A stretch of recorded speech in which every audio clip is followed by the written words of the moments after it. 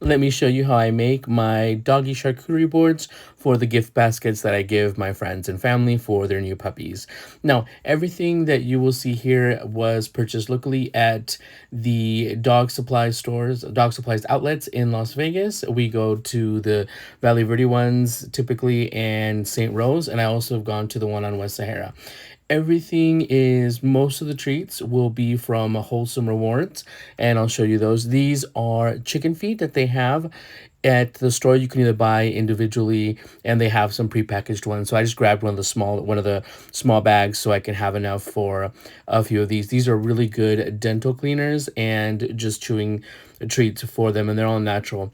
Um, the cutting boards, these are from Dollar Tree, but you can also get them from wherever you want. Now, I have these shrink plastic little bags, which I chose a size, I think it's like 3 by 6, and I use them for so many things, but they're very much food safe. So here I am. I'm starting out with the cheesy bites, which it's adorable as heck how they look like little Cheez-Its. And yes, I've used these.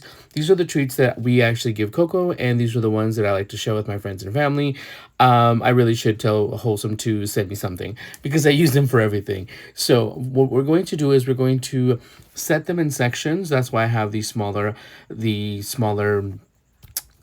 bags. These are the ones that you can use with the heat tool. So the shrink wrap bags. Oh my goodness, words. And so I start with this one, and here I am. I just have a regular heat sealer that you can get pretty much anywhere, and I just seal it. And this bag I actually made too big. You'll see why, because the other ones weren't going to fit. Now we're going to continue with the Nutter Nips. These are actually Coco's favorite. Coco likes peanut butter, banana, and she loves these little cheese ones too, but her favorite things are like peanut butter and banana. So here we are again, and of course I wear gloves. Also, when I do this, these are really cute. They're shaped like actual peanuts.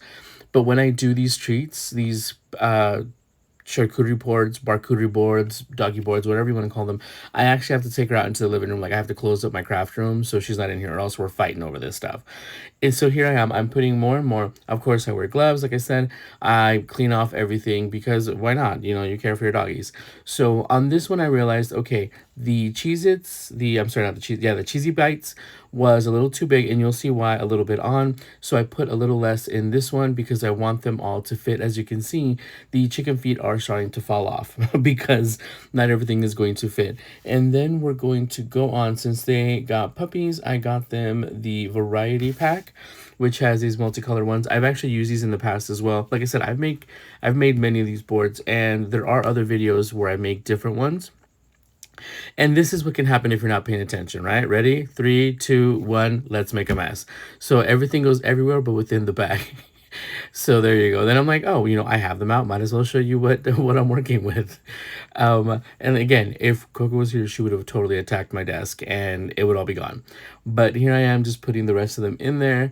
Um, the dog supplies outlet stores, they have these that you can buy the full bags, or they also have them divided up in smaller little packages in case you don't want to get so many. But I got the big bags. These are 3 pounds, I think, because I was going to make several of these. So here I am just heat sealing the last one, and I just leave a small section because I'm going to need to be able to fit them on this little board. And again, you can use charcuterie boards from anywhere. And we're going to wrap it all up in one big shrink wrap type of bag. But here I am. I redid the Cheez-Its. The Cheez-Its. Why do I keep saying that? Oh my gosh, I'm going to get like sued for like infringement or something like that. But here you are. Here you can see them. And they even have that little hole in the middle. Like seriously, they look just like Cheez-Its. I'm pretty sure if I gave them to some people, they'd probably try to eat them. When I've given gifts at work for their dogs, someone's like, are these edible? But I mean, they are, because they're pretty good quality and stuff. But anyway, enough of my babbling. So I redid the cheesy bites one. They also have, let me see, they have peanutty bites, smoky bites. They have originals, classic, and they have larger sizes. I got the smaller ones because they're getting smaller dogs, and our dog is a medium-sized dog. Okay, so now here's what I did. These little bags, at first I was like, oh, okay, la-ti-da, but then I'm like, wait, let me put them on the side so I can shrink in the side first, and then there's a method to the madness, and then shrink in the rest of it so it looks like a little cylinder. So this is what we're going for. That's why the edge that's sealed, I have it in my palm, and then I do those the rest of it. As you'll see again here, I do the same thing, but you see how I'm getting the corners first to get them in, then I flip it over, and then I get those other corners in. So in a way, I'm making a little cylinders so they'll lay perfectly, well, not perfectly, but they'll lay flat. And by the way, you can see in my iPad in the back, I'm watching Supernatural this month, so I'm watching the entire seasons. That's why I have to do voiceovers, because you can hear people yelling Castiel in the back. So anyway, so now the chicken feet, since they're all oddly placed, which I wasn't sure how to do, but I went ahead and just piled them up. Here is the larger bag. I think this one's 8 by 10, and again, I use these for so many things. So here I am, just I'm gonna go slide the whole thing in just to make it easier. And the reason why I do this is just to keep everything together. It's very presentable. You can put a ribbon, you can put a little sticker, whatever you want. Like I said, I've made these before. The other ones have had stickers or ribbons, but and I keep my heat sealer nearby because I'm using it up until this one as well. So I just make sure that everything is around where it should be, keeping it in place. Uh, because this is a smaller wooden board, smaller cutting board. Oh my goodness. And sometimes I engrave them as well with my Glowforge.